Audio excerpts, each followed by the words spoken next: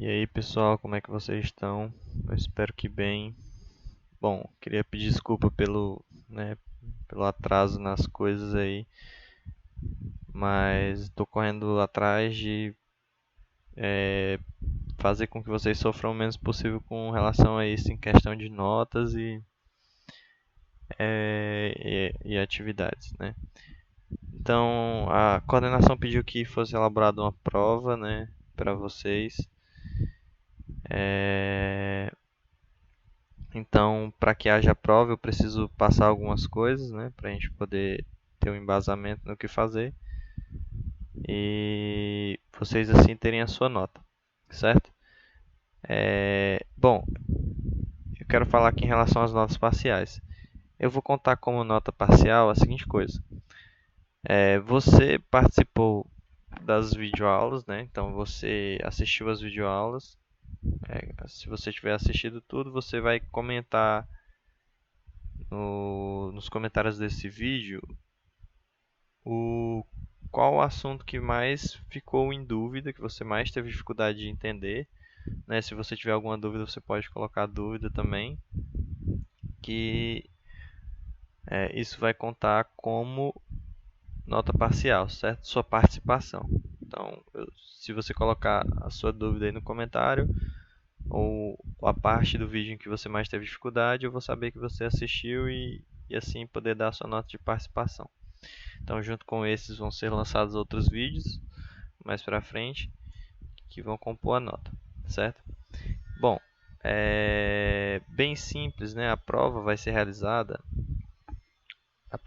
bem fácil, vai haver uma prova, então a prova vai ser bem simples, não se preocupem com relação a isso, vai ser muito tranquila.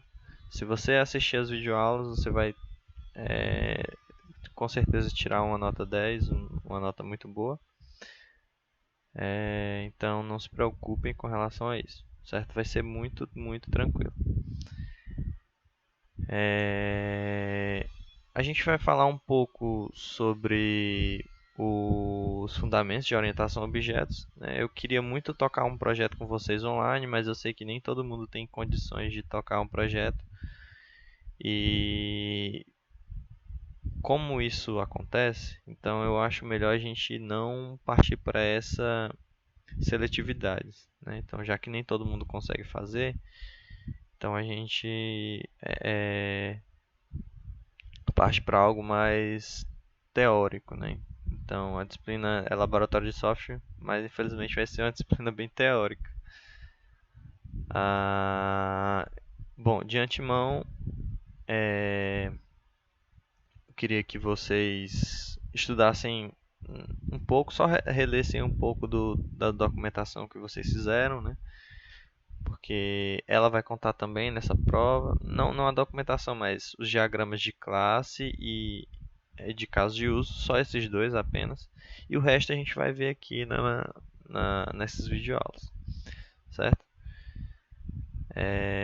Bom, não se preocupem que com relação às notas qualitativas e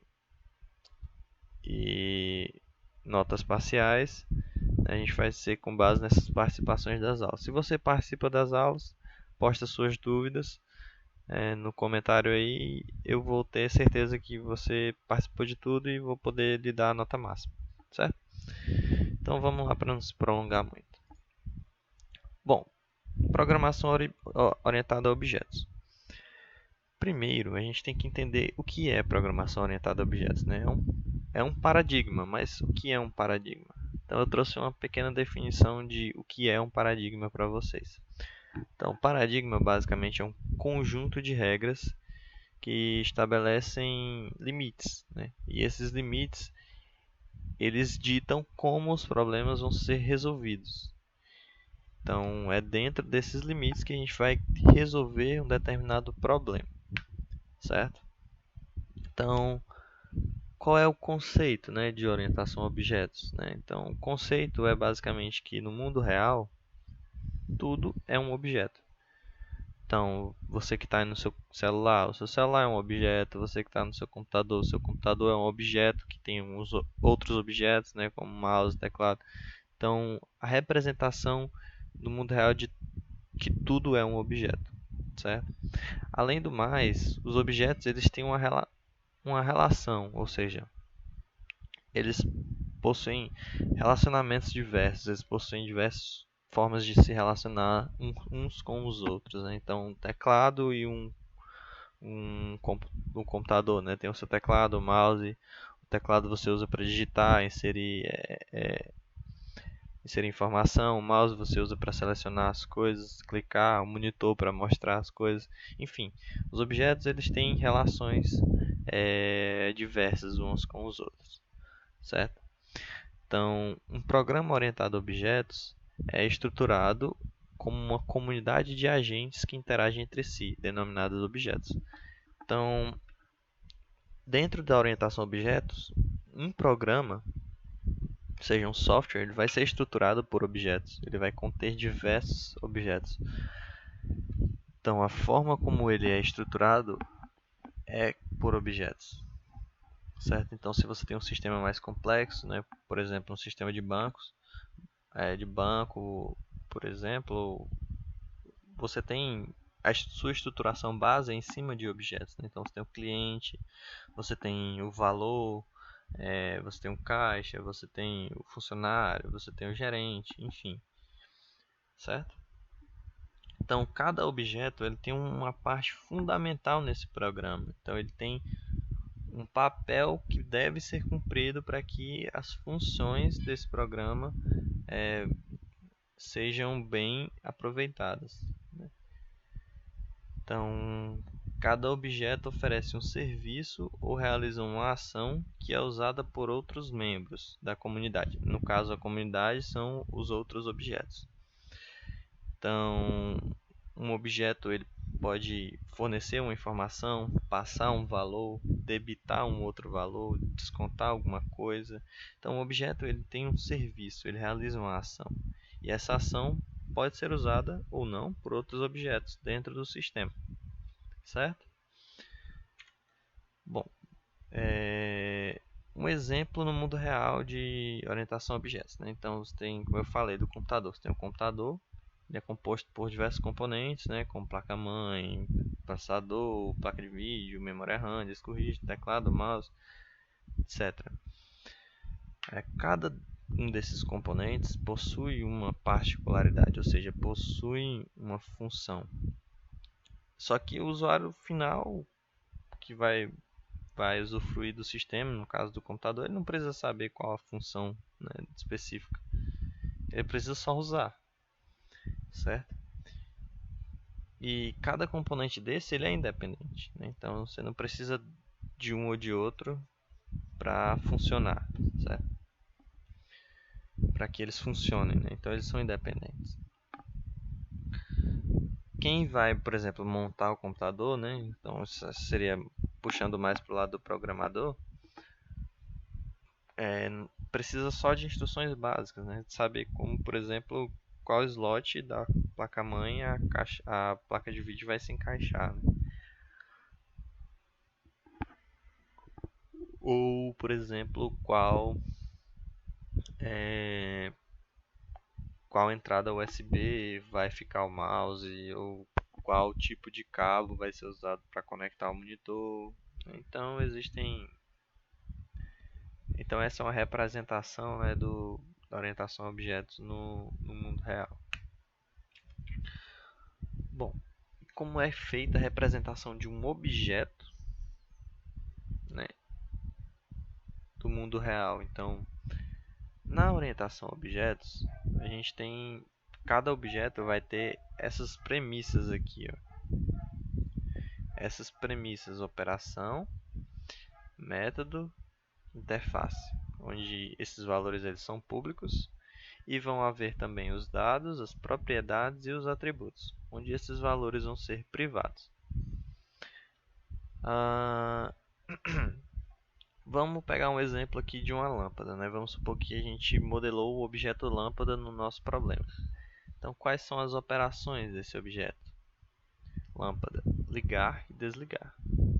Quais são as informações desse objeto? Se a lâmpada está ligada, qual potência ela tem, qual voltagem ela tem, certo? Então esses valores são valores privados e esses são valores públicos, né, que são métodos que atuam dentro desse objeto, dentro dessa classe, certo? Então a gente entra no conceito de público e privado, né, como a gente falou aqui, ó, público e privado. E daí a gente entra na ideia de encapsulamento, certo? O encapsulamento ele é uma técnica, né, que é utilizada para minimizar as dependências ou interdependências de módulos entre módulos. Ou seja, através de uma definição de uma interface externa, ou seja, de um método, né, que haja uma comunicação externa, permita uma comunicação externa, você minimiza essa interdependência, né? Então é como se fosse uma caixa preta, né? Que a gente não precisa saber o que funciona dentro, como funciona dentro, mas sim só como usar. Então, nessa figura aqui, ó, o que ela fala, né? Que a interface é uma interface pública de comunicação, que é essa parte aqui de fora, de um objeto. Ela declara todas as operações permitidas, ou seja, todos os métodos permitidos, né? Então, vamos supor que nesse dado a gente tem o dado ligada, né? Então a gente vai ter o get ligada, ou seja, para saber se está ligado ou não. Get potência, get voltagem, set ligada, set potência, set voltagem. São métodos públicos que definem quais as operações vão ser permitidas, né? Então quais valores a gente vai poder modificar. Então todo o acesso aos dados são feitos através de uma chamada de um método que é definido por esse objeto, né? Como eu falei, esse método é get ligada, get voltagem, né? Get potência, set potência, certo? Bom, quais são as vantagens que o encapsulamento nos traz? Então, as principais são segurança. Com isso a gente torna aquele atributo, aquela informação muito mais segura, porque a gente não permite que objetos externos atuem dentro de atuem dentro de valores internos de outros objetos. Então a gente impede que haja um corrompimento, ou seja, haja como modificar esses valores de forma errada, né? Então, segurança e a independência. Então, a independência acontece quando a gente esconde, né, essas informações que a gente chama de atributo dos objetos. Com isso, um objeto protege outros de complicações, como, por exemplo, na sua estrutura interna, né, dependências na sua estrutura interna, certo? Bom, mensagens e métodos, né? Então, para os objetos se comunicarem entre si, é necessário que haja uma forma de comunicar, né? Quais são essas formas? São através de mensagens e através de métodos que publicam essas mensagens, né? Então, ou leem essas mensagens. Então, para a gente invocar o método, a gente deve enviar uma mensagem para o objeto. Então, a gente vai dizer ao objeto o que a gente quer fazer. E para que a gente envie essa mensagem, a gente precisa primeiro identificar qual objeto que vai receber a mensagem, identificar qual é o método que a gente vai acessar e identificar também os argumentos que aquele método precisa para que haja o envio da mensagem. Então, um exemplo bem simples, né? Vamos supor que a gente cria um cliente C, new client. E esse cliente ele tem um método realizar pagamento. Então a gente vai identificar qual objeto a gente quer que receberá a mensagem, no caso C, o objeto C. A gente vai identificar o método que vai executar também, ou seja, realizar pagamento. E a gente vai passar os argumentos que esse método requer, que no caso seria o valor, certo? Então 2.500. Então é assim que a gente utiliza a comunicação na orientação a objetos. Bom, uma coisa bem importante também é a abstração. Então, A abstração é basicamente o ato de você reduzir o problema, ou seja, simplificar, certo? Então, a abstração do problema é algo muito importante, né? Pois com ela você deixa de lado propriedades não essenciais e focaliza nas propriedades essenciais. Então, por exemplo, aqui embaixo, eu tenho um helicóptero, tenho uma aeronave, tenho um jato e tenho, sei lá, um avião qualquer. Se eu não abstraísse essas informações, né, eu iria dizer que cada um tem uma especificação diferente. Ou seja, o helicóptero, é, ele não tem asas, né, tem hélices. É, o avião, esse jato, ele, sei lá, ele não tem é, motores externos, só motores internos. Ou esse daqui tem uma especialidade diferente, tem uma característica diferente. Então, se eu não abstraísse isso, o problema é ele ficaria um pouco mais complicado. Então, a gente ficaria mais difícil da gente modelar essas classes. Então, como é que a gente abstrai isso tudo? Focando no que é essencial. O que é que esses objetos eles têm em comum? Ambos voam. Ambos são aeronaves. Então, eu reduzo o problema, eu simplifico a representação, né? Então, eu digo apenas que eles são aeronaves. Eu não preciso dizer o que exatamente um tem, o que o outro não tem. Enfim, a simplificação. Classe. Bom, uma classe determina um conjunto de objetos. Então, você modelar uma classe é você modelar um conjunto de objetos, né? Então, esses objetos eles têm propriedades semelhantes, comportamentos semelhantes e têm relacionamentos comuns com os outros objetos. Para uma classe poder ser considerada uma classe, a gente pode considerar uma fábrica de objetos, né? Então, a gente considera uma classe como uma fábrica de objetos. Um exemplo muito claro, né, é esse exemplo aqui do helicóptero, por exemplo, dessas aeronaves. Eu tenho aeronaves e eu tenho vários objetos que representam aeronaves. Então, eu tenho esse primeiro objeto, um helicóptero, tenho esse jato e eu tenho esse outro avião aqui, certo? Bom, se vocês tiverem alguma dúvida, queria que vocês mandassem, né, pelo e-mail, pelo WhatsApp, pelo Classroom, mas principalmente que deixassem essas dúvidas nos comentários do vídeo, certo? Porque é a partir dessas dúvidas, desses comentários, que eu vou saber quem está participando ou não, né? E isso vai contar para a nota de vocês. Como eu falei, a gente vai ter uma prova, mas eu não quero que vocês se assustem, não vai ser uma prova, ai meu Deus, uma coisa de outro mundo, né? Então, vai ser mais algo representativo, né? Para que vocês tenham como justificar a nota que vocês vão receber. E eu vou estar aqui para o que vocês precisarem.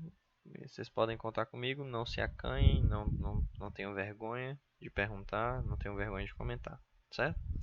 Quero que vocês deixem o nome de vocês, o número e a dúvida. Qual parte do vídeo que vocês sentiram dúvida, certo? No mais, eu agradeço a participação de todos, a compreensão de todos e fiquem bem.